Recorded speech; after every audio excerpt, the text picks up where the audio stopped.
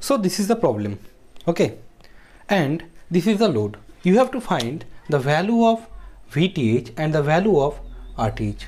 Okay, first we calculate the value of VTH. For calculating the value of VTH, first we have to remove the load resistance, okay, and redraw the circuit.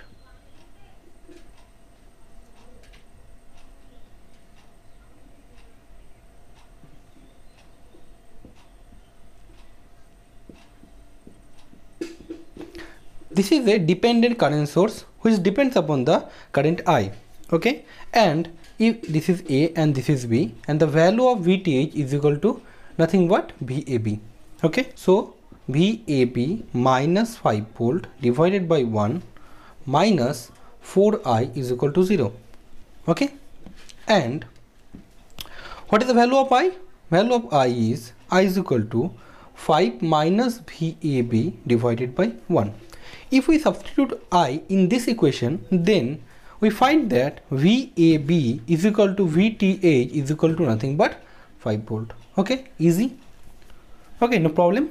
But difficult to calculate the value of RTH. Okay, so let's calculate the value of RTH. Okay, for calculating RTH, first we have to remove the load resistance.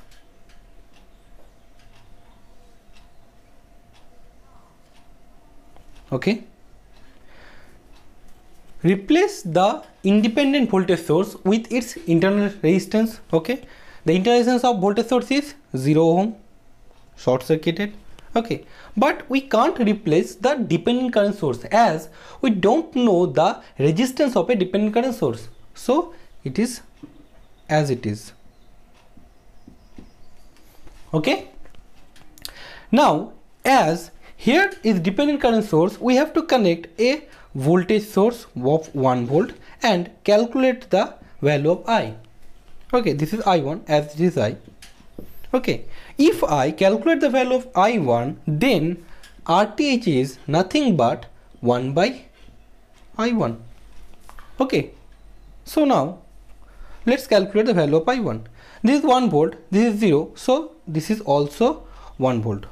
Okay, if I apply KCL at this node, then 1 minus 0 divided by 1 plus, sorry, minus, this is outwards, so I1 is inwards, minus I1 minus 4I is equal to 0, and the value of I is equal to 0 minus 1 divided by 1.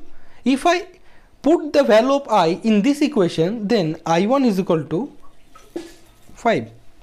Okay, and the value of RTH is 1 by 5. Okay, so simple. Okay, thank you for watching my video, and share this concept with your friend, and like and subscribe my YouTube channel. Thank you.